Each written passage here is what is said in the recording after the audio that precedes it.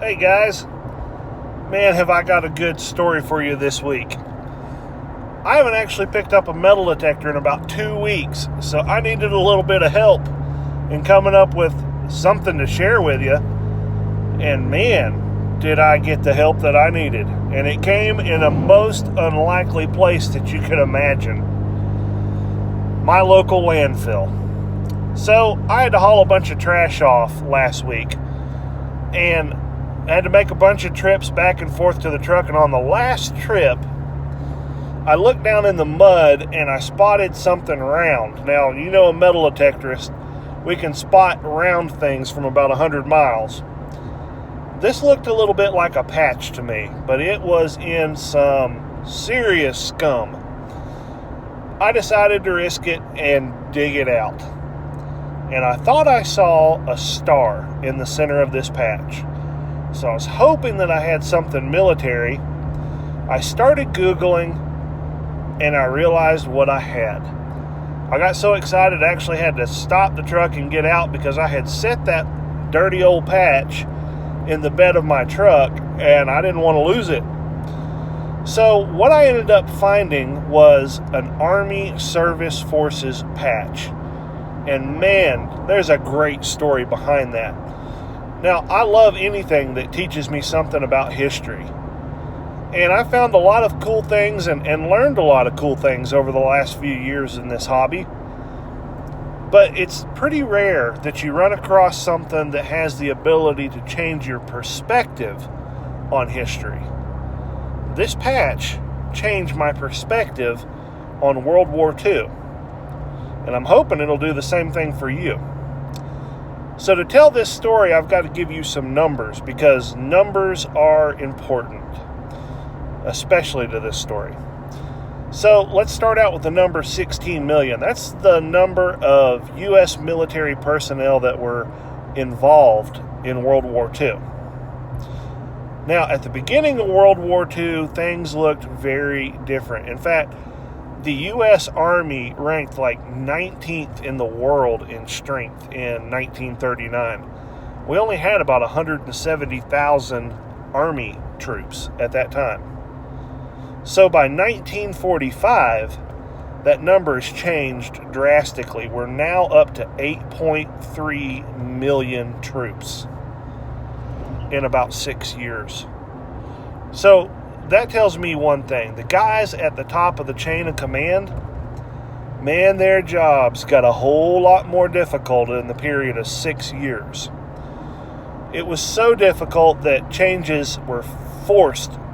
Changes had to be made in order to accommodate that many men and everything that they needed to get the job done. So the Army was broken down into several groups, and men were placed in command of those groups to help just alleviate the amount of responsibility that those at the top had. The three main groups that the Army were broke down into were the Army Ground Forces, the Army Air Forces. This is prior to the U.S. Air Force, so the Air Force was actually connected to the Army. And then the last group was a group that I had never heard of before, and it was the Army Service Forces. The man that was placed in charge of the Army Service Forces is a guy that you probably haven't ever heard of. You've heard of MacArthur and Patton and Eisenhower, but have you ever heard of General Brehon Somervell? I hadn't. But in 1940, if you lived back then, you probably knew exactly who Somervell was. The guy was on the cover of Time and Life magazine within a short period of time. Why was he so important? Well, I got to thinking about this. How to describe who Somervell was and how important he was to the U.S. Army. You ever been to a science fair at like an elementary school? You go to these science fairs and all the little kids are there and they've got their booth set up, you know, and little Johnny over there in the corner, he's got his display is paper airplanes and how things fly. And so he's over there just tossing them paper airplanes till his heart is just content. And then you got little Mary over there, and she's got a bottle of vinegar and another bottle of baking soda, and boy, she's just dumping the baking soda in there and watching it bubble, and everybody just oohs and ahs. But inevitably, at an event like that, there's always that one kid. And he doesn't have one table, he's got two. And there's about 5 or 6 extension cords running to his table, and you're not quite sure what he has there, but all you know is that it moves, it talks, it's got lasers and LEDs, and you know that somewhere in the background there's a parent responsible for that science project. That's who Somervell was to the Army. Somervell was that doting parent making sure that that Army was the best of the best.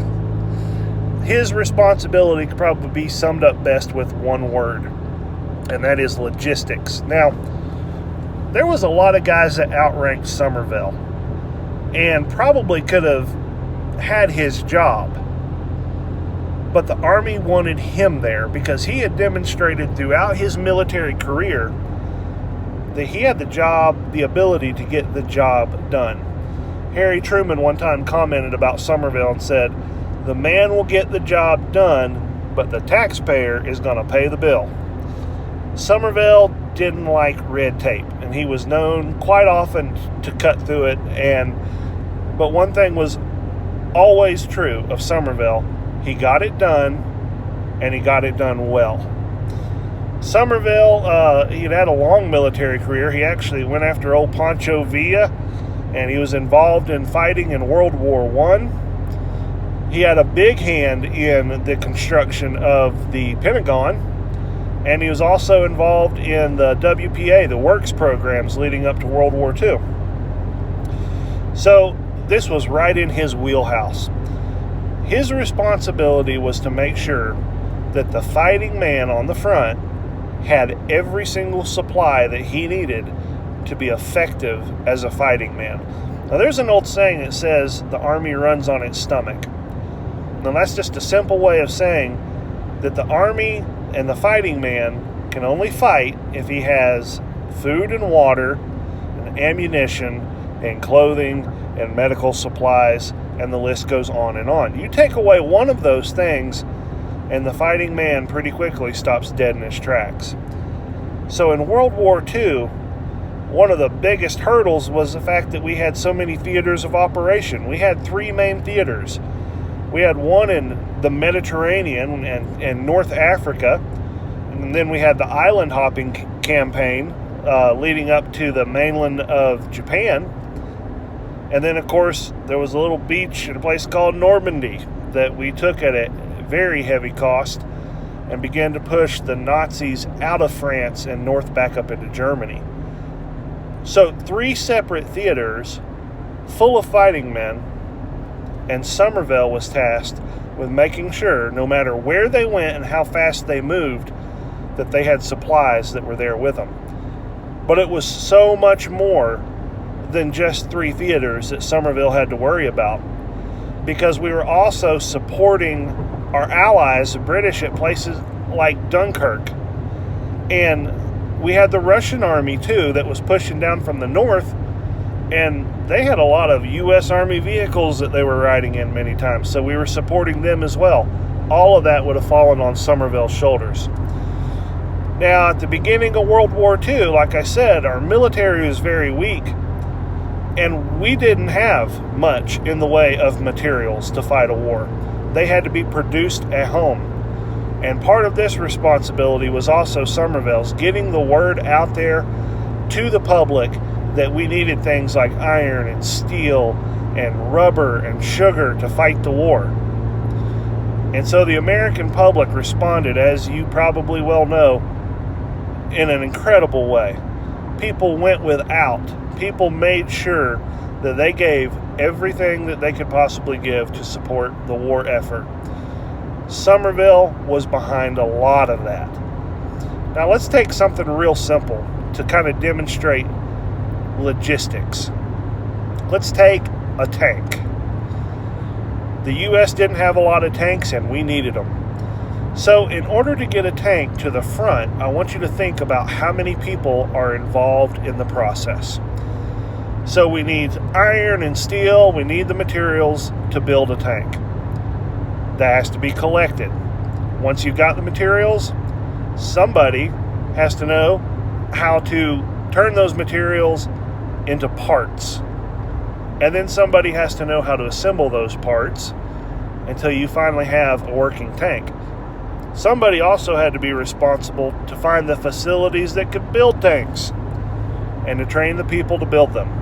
So once you've got a tank assembled, somebody had to put it on a train, take it to some U.S. port, put it on a ship, send it over to Europe where it was probably put on another train, and then finally delivered somewhere near the front.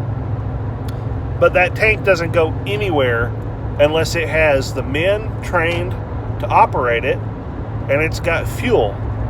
And it's still completely useless unless somebody makes sure that it has the ammunition that it needs. Do you know how many people were involved in that process to get one tank to the front? Now think about that and multiply it times thousands. Think about that same chain for every single rifle that ever fired a bullet. It becomes mind-boggling. Somervell was the doting parent of the U.S. Army. He made sure that the U.S. Army was equipped as best as it possibly could be, and he made it an effective army. This is probably best demonstrated in a story that I ran across of a German soldier who was captured, brought back across the lines to the U.S. side of things. And as he entered a U.S. Army camp, he noted the vast amount of supplies that were piled on the sides of the roads. And he made the comment, "I know now how you beat us. You piled the provisions so high they fell on us and crushed us." So that's how my thinking about World War II has been changed. While we need to heap all the honor and praise that we possibly can on those men that were out there pulling the triggers, we cannot forget the men and the women who were working their tails off, making sure that our fighting troops didn't lack for anything. It was a huge challenge, and guys like Somervell, they made sure and they got the job done. Thanks for watching.